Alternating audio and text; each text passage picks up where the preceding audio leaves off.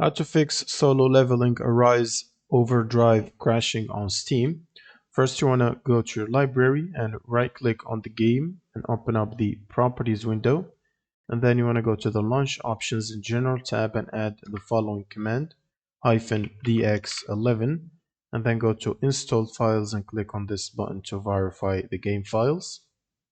And once this is done, you can close out of this and close Steam. Next, you will need to open up your NVIDIA app to get the latest drivers if you have NVIDIA GPU.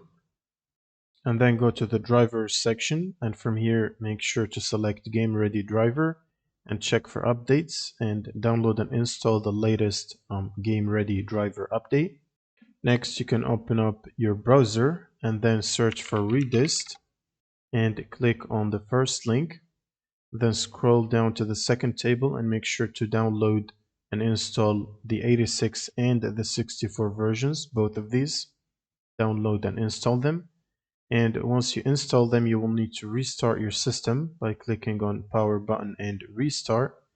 And then before launching the game again, you will need to right click on Steam and run it as administrator. And then you can simply launch the game, and this should fix the crash problem. Thanks for watching and subscribe.